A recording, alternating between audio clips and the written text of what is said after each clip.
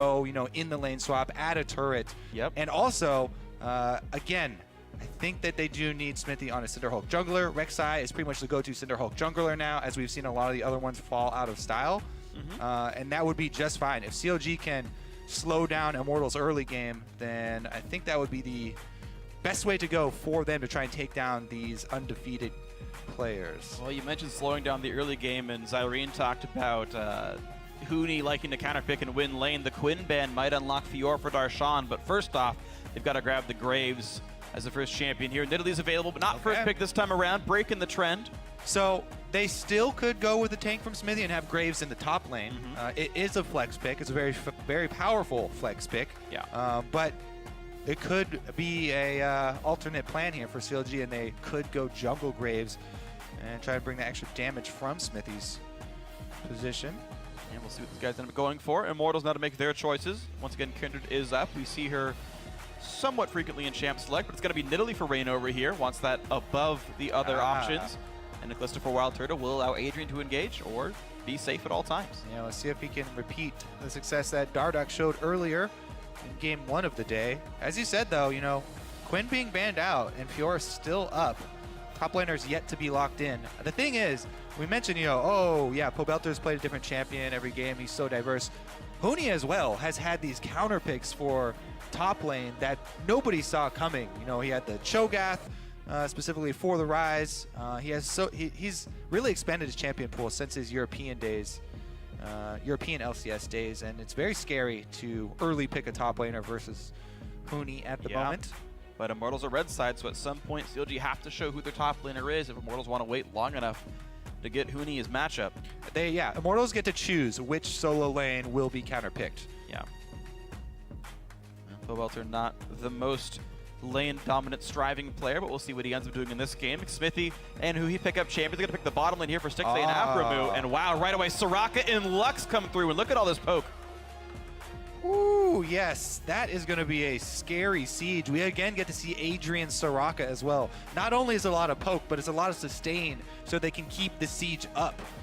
Callista being locked in very early as well means that they will be able to save the Soraka. So Soraka becomes even more annoying, because usually, like, okay, Soraka, she's super annoying, she can heal her teammates, but there is, you know, counterplay. Of course, we want to target her. Yeah. We want to try and burn her down. Now if you target her, Callista's going to yank her out of the fight. Yep. And make it even worse for you. And Nidalee can even heal her to top her off. Like, how are you going to get through that when one heal from Nidalee? Oh my god. It's actually so much more efficient. They can funnel Rainover's heals into Adrian to multiply the health they're getting out of it. Oh, it's great. This sounds so much fun. I would love to play against this in solo queue. Now, the difficulty is there's no tank, so those heals aren't super efficient. They're building, exactly. They're building a healing machine here from Immortals. Look at this. But they want to throw a cog into the... Yeah, so support Braum, Zillion mid, Rise top, jungle Graves. That's the comp here from CLG. Reuther knew where Lucian was going. That was the only one that wasn't obvious. This is interesting because they will have the Zillion revive, which will probably be used on Rise, who wants to get close to get off all the damage. You know, does have the possibility of getting burned down, but it looks like they're going to have to use the revive on whoever gets hit with a binding and picked off here. So we'll have to see how well Aphromoo can position, try and block spears with the Braum. This will be fun, and this will be interesting. It's definitely going to be the jungle Graves, though, for Smithy. So this is going to be the first time in a while they haven't had him on Cinderhulk and on that front line. Well, Pobelter continues his trend of playing a different champion every single game here in the North American LCS. 7 champs in 7 games. Huni, of course, repeating his Cho'Gath up against Rise, so nothing new there. It's kind of what's expected. CLG said they were going to be okay with it. Yeah, the big AoE silence plays a huge part in it. Also, you know, the Rupture can be placed behind Braum. So Cho'Gath not really worried about the Braum. He's entirely unaffected into the back line. Yeah. Only his E gets blocked, and that's not the most important thing here. So yeah, Cho'Gath gets to be immune to that kind of stuff. Everyone else should be pretty happy. This could be quite the interesting game here. Immortals have the 1 super tank and a bunch of heals to pile in with a very scary, very poke-focused backline. Counterlogic Gaming take a page from GBM's book, and they run the Zillion, but this time not with like a Poppy and another frontline diver. It's all about keeping the Rise afloat to deal 1 million damage. Triple backline here, Rise, Graves, and Lucian. And if they can keep that afloat, this could be very scary. So CLG with a very unique take on a composition. Yeah, there's a lot of early game damage floating around in this game. So talking about trying to slow down that early game, they're definitely going to have to watch out for Rainover on the Nidalee and hope that he doesn't get that early lead, because this could snowball very quickly whenever you're running this much damage on both sides. Absolutely. So it's going to be a very fun one to watch for. Don't miss any of the kills. Send your votes on Twitter. Hashtag CLG winner, hashtag IMT win. The lineups are on your screen. The players are ready to go. Immortals could make it 7-0, or CLG could be the first team to topple this Goliath. Here we go into the game. All right, let's take a look. Styx and Aframu also with the classic Lucian plus Braum combo. If there are lane swaps, Lucian plus Braum is such a good combo at chasing down kills in the long lane. Immortals are going to have to be careful about that. CLG, if they play as they usually have, they'll go for an early invade for the deep wards to try and set up the possibility of their lane swap. I don't know how confident Darshan is in the Ryze Cho'Gath matchup. I know that he's seen it already, and so he can have prepared some practice with it. I'm surprised CLG didn't step on the Nidalee trap there. They were spotted invading. And Darshan didn't even get 3 gold for that. I mean, that's confidence, though, to walk forward through the rupture and get your auto attack off, I guess. We're trying to read into the first early movements. But yeah, classic CLG gets their deep wards down, and gonna have Graves, Braum, and Lucian all top.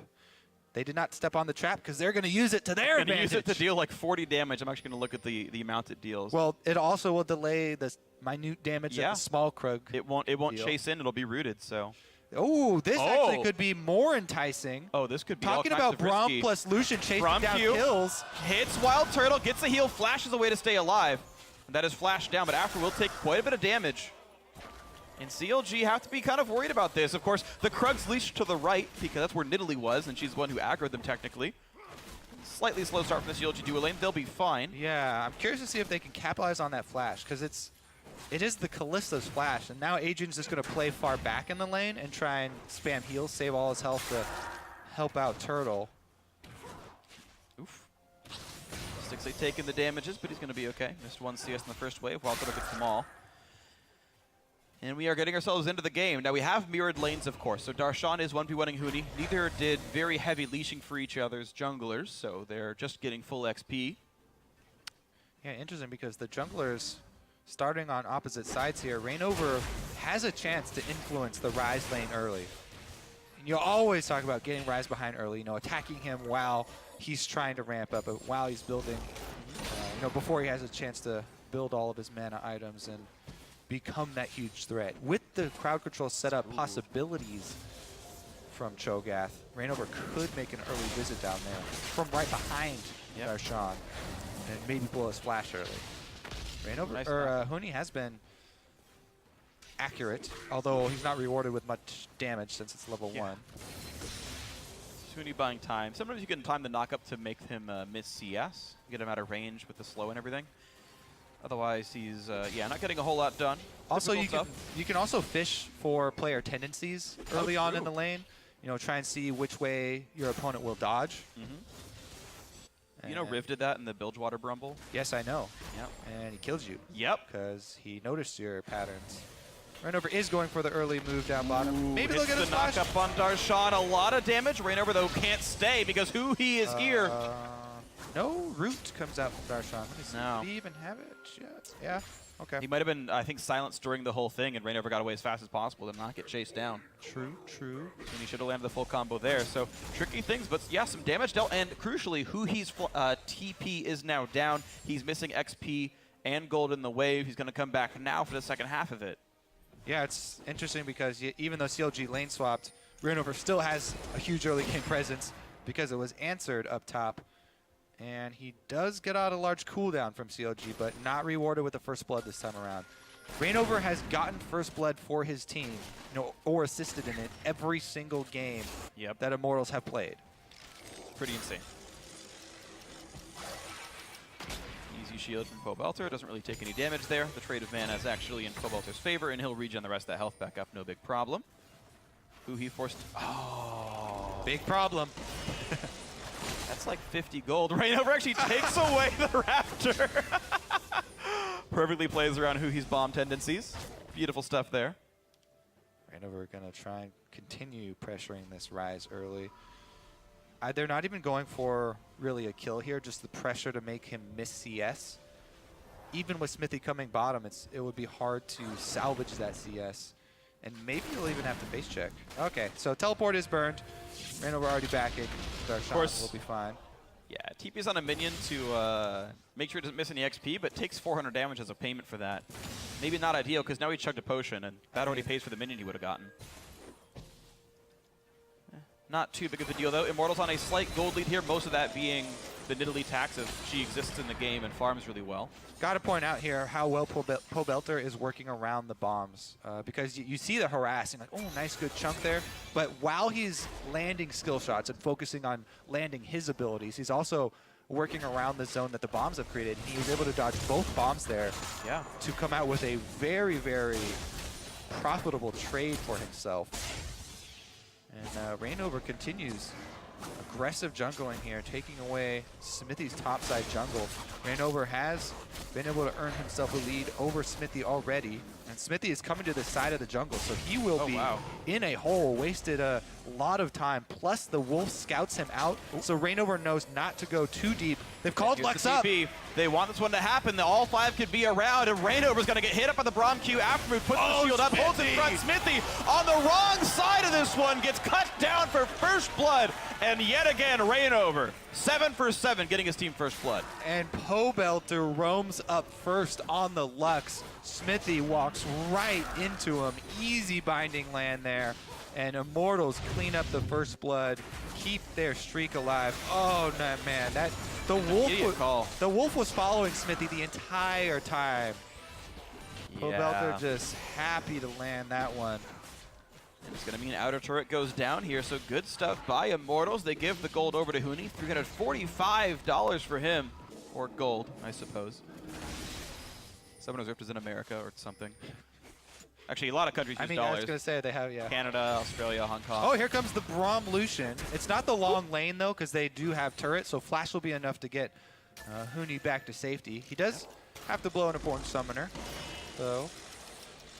All right, Pobelter's trying to get the Frost Queen's Rush going here for the Lux to get his poke game moving.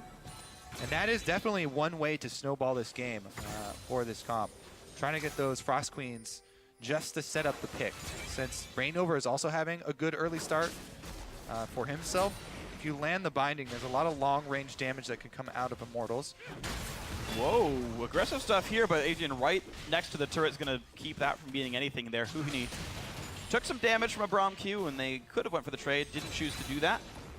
Pobelter gets the blue buff at 8 minutes, and it's pretty easy to play Lux. Now, interestingly, is still going Frost Queens on Lux. Of course, you got to make sense. You have a slow, so you can set up for your own bindings, but... I mean, you got to wait 30 seconds longer for it to come off, but that's about it. Yep. And the opportunity cost of getting a cheaper Merlinomicon.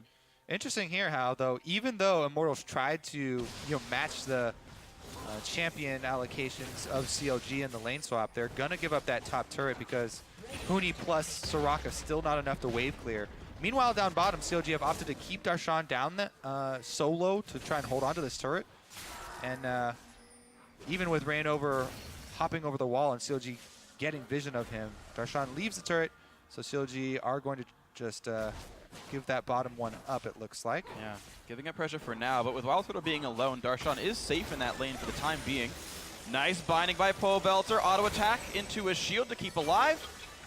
And should blow up the E pretty conveniently. Already has ulted anyway. Now for the fight in the top lane. Huni is alone. Aftermoon takes aggro, but does not get stunned. Crucially, that'll be the kill going over. Maybe after the wish. Smithy gets it with the red buff. Meanwhile, down bottom, the exact same situation. CLG are trying to hold on to their turret in a greedy fashion as well, and Darshan's going to get dove. Knocked up by Adrian. Turret aggro goes to the Soraka. Not super efficient. There's the dive. There's the kill. And he missed the ulti. He TP'd in, but only got it on himself. Could not save Darshan. We're going to have to do a really slow-mo replay to see if the teleport completed before Darshan died. He could have been spamming it on the position that Darshan was, and Darshan was just dead by the time he landed, and so he clicked on his own model. But the way to ensure that doesn't happen is you spam click it on the champion models that are above your mini-map. Yep. So that way you don't waste your cooldown when you get in there immediately, and you have guaranteed if you're there in time, you get it off. Yep, absolutely the case here. So unfortunate stuff, Counterlogic Gaming unable to revive that one. So yeah, Darshan's trying to buy time for the, you see he's clearing out the wave, but he doesn't clear the last minion It's a really either. like TP too. He gets out of the silence.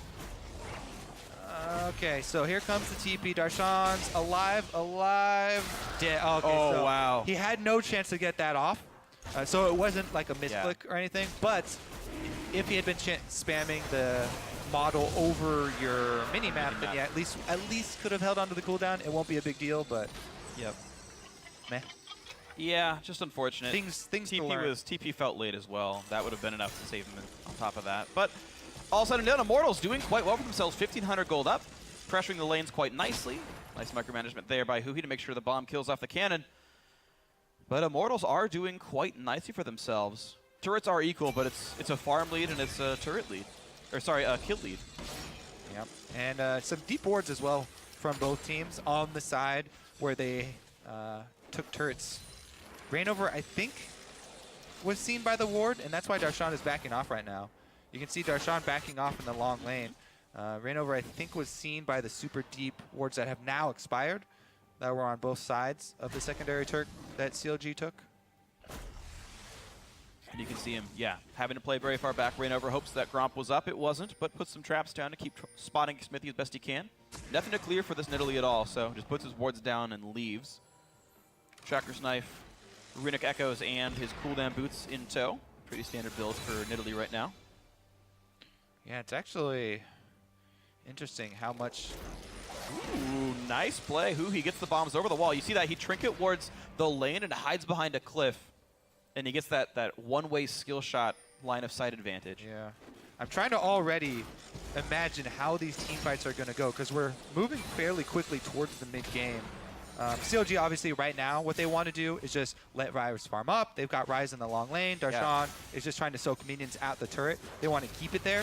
So their goal for right now is, while he's farming up, to just hold the rest of the map and not allow Immortals to make a play, but they're going for a play. Soraka missed the knockup. She's behind the team now, but look at that, a huge knockup by Huni. Here comes the team. A Glacial Expanse buys some time. Adrian will get picked off, has his Soraka KDA, and Darshan in the back line with Stixay picks up 3 kills in this fight for just the one of Immortals, and now Counterlogic Gaming running for their lives. They're low on health, but a good fight by the blue team. Yep, CLG were able to collapse here and save a life with Huhi's ultimate. Uh-oh. Darshan gets hit!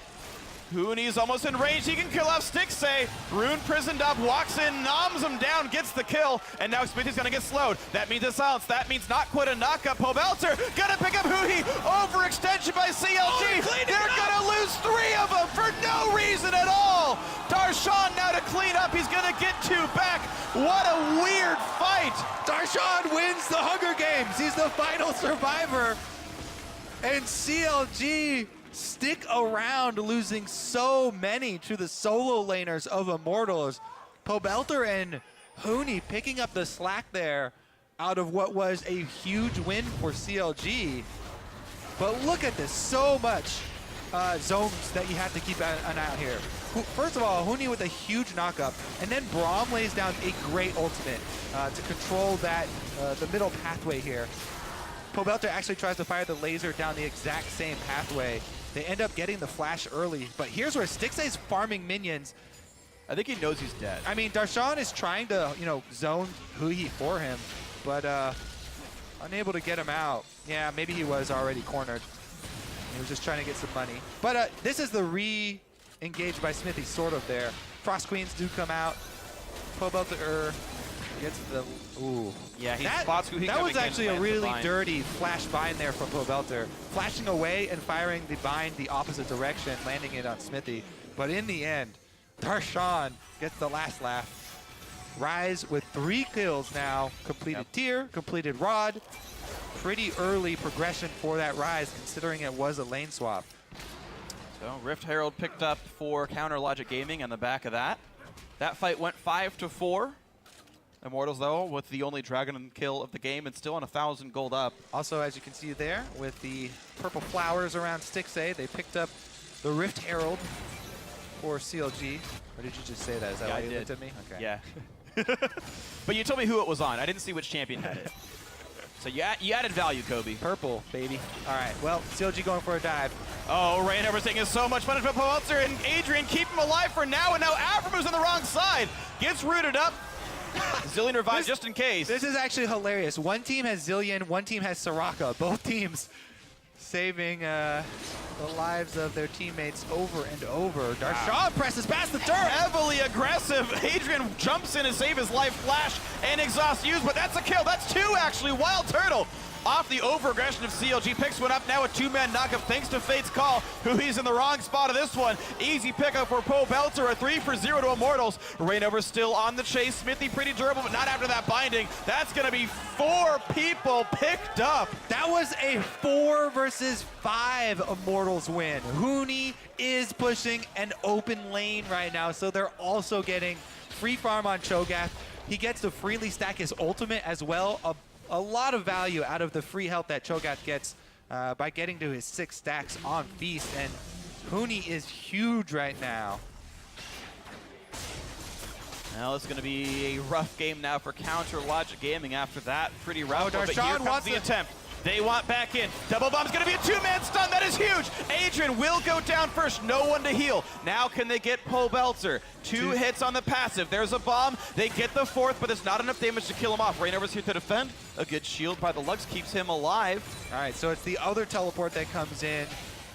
Huhi's able to get in there and get 1 kill back, but that is very little gain for CLG, considering what they just gave up. Yeah. In the top lane dive. Darshan just getting very, very confident with how he was able to pin up so much money after the last fight. Way past the turret, and it costs Aframu his life. It ends up costing Huhi his life as well, as he gets hit with that binding and is unable to escape. Also, since his Zillion's ult is down from the mid lane, where he had to use it to try and save Aframu, I believe. Immortals with the cleanup here. Huge chase. Yeah, good tenacity by them to get all 4 in the chase down. CLG didn't have the wards to know that the rest of the team was right around the corner. If Immortals weren't there, that was a clean 1-for-0 and a turret, but that wasn't the case. So much action in the game with 4 Rod of Ages champions all stacking up. And the tier. This time, though, it's Immortals who have the double Frost Queen's claim. Huni's built his own, so he can set up his own ruptures. Pobelter and Huni both trying to set up their skill shots with Frost Queen's ghosts. And it has worked so far. Pobelter's Lux has been very, very accurate.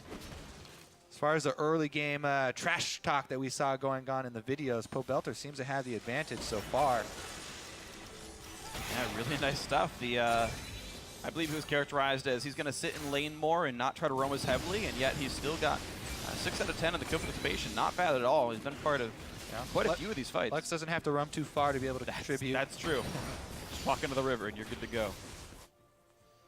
All right, so both teams, like I said, have the double Rod of Ages, so both are trying to stack up. Really, it's how do you play the team fight when there's so many zones of control to look out for on both teams.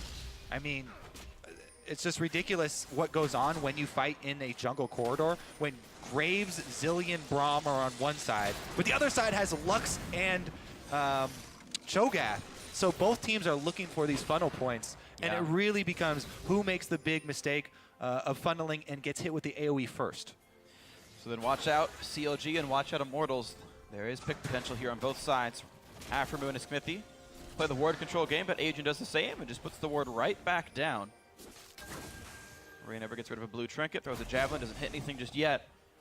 But certainly still a pretty close game here. 4,000, not the biggest lead, certainly sizable. Yeah, as far as Immortals leads go, one of the smaller ones. This is definitely not going to be, one of the quick games for them. We talk about 6-0 all the time. Immortals have actually had some close games where they were behind even. TSM being, I think, one of the super close ones. And also against Energy, they were down in gold in the mid-game. The turret pushing at the Poke comp worked quite well. Here comes 2 sets of spooky ghosts. It's twice as scary, and Huhi is twice as slowed, and now twice as binded, and twice as dead. Just kidding. Actually, if he does get taken down, he would be twice as dead. That would kind of work out, but he stays alive. The siege resumes. Double Bomb says no thank you. Cast minis are gone. Those are twice as dead.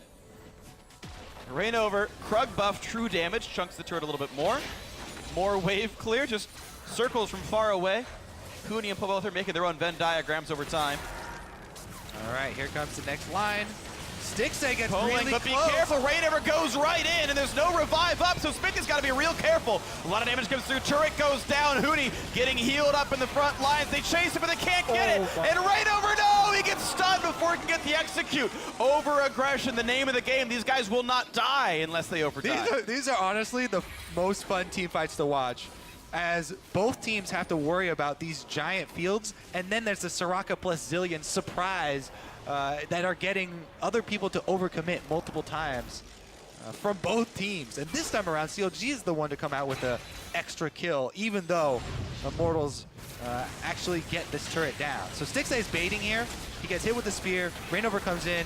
They're able to barely dodge that rupture from Huni, and Smithy stays alive to deal a ton of damage to Huhi on the exit. Stixay, very quick flash, and just barely they get off the auto on Rainover to take him down.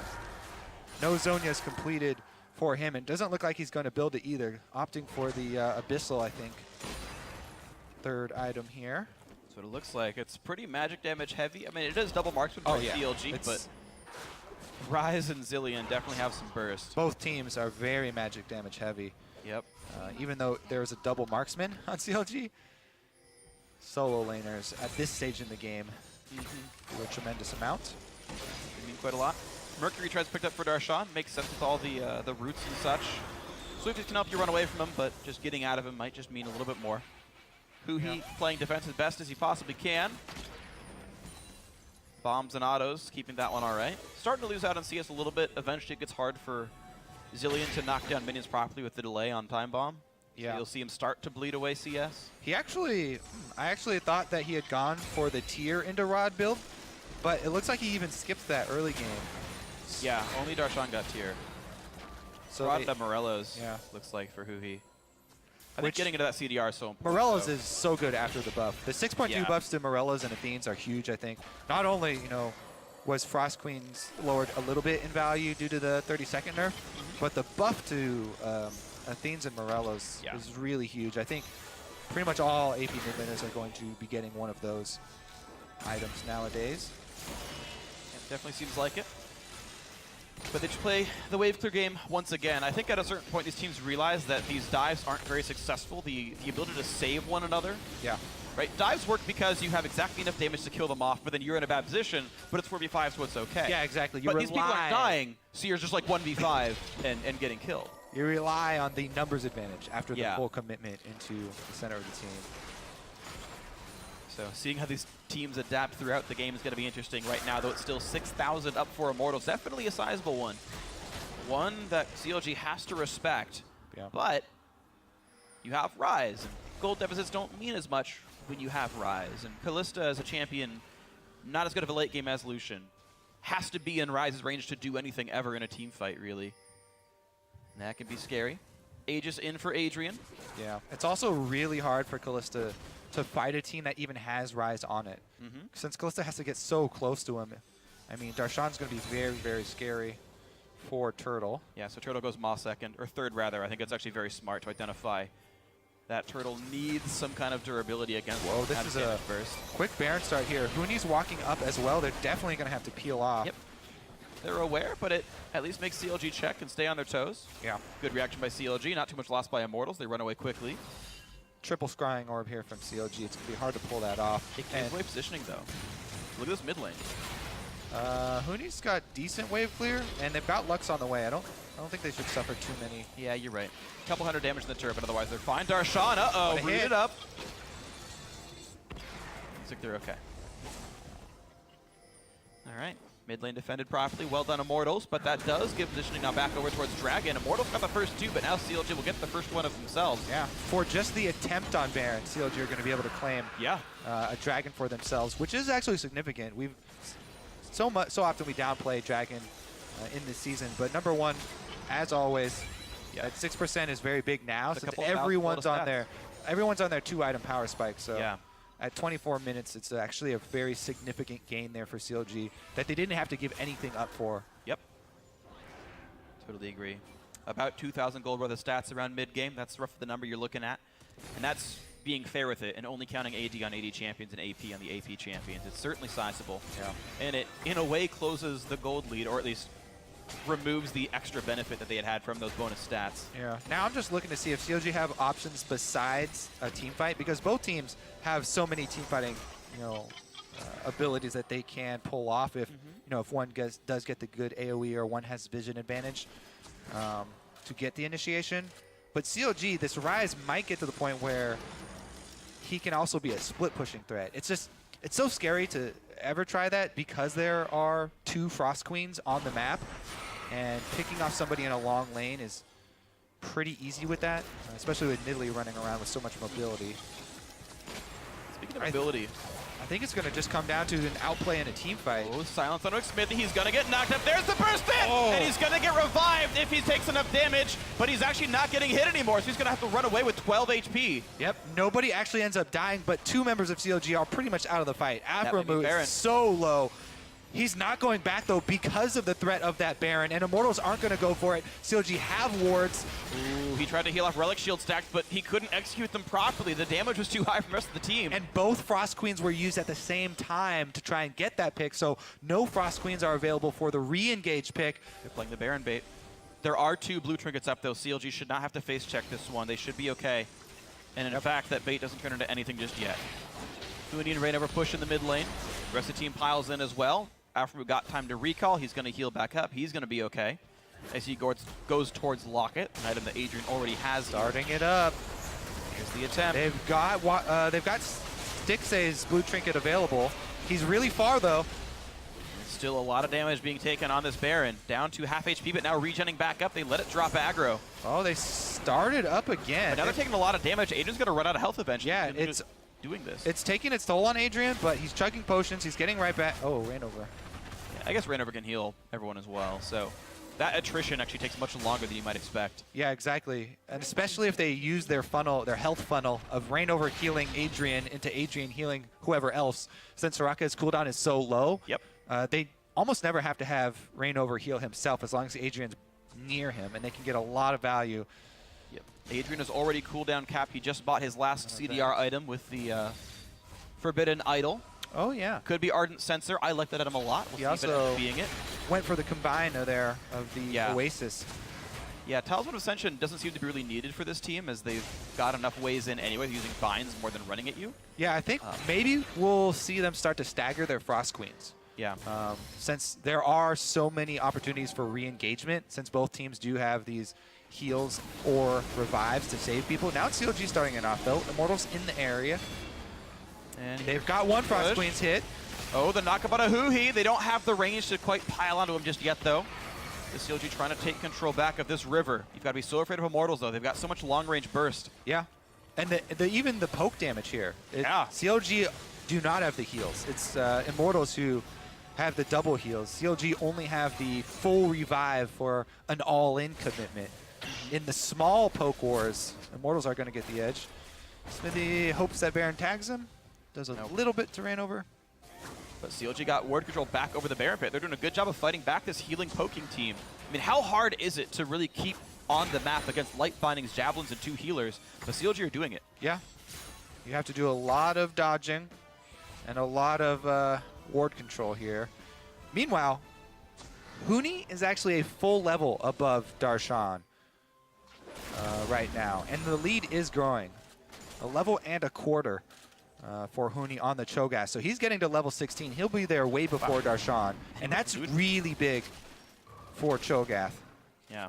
It's a fast Cho'Gath, too, dude. He picked up Luden's Echo. This is full AP Cho. Huni has got no resists at all, which goes back and means the heals actually aren't worth as much as you would have thought.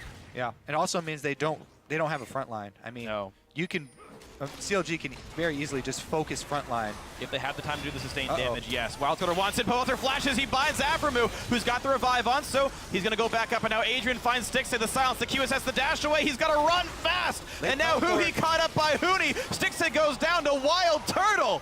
And he's gonna push in now for Smithy as well. That'll be the kill, picked up a double for the Immortals AD carry.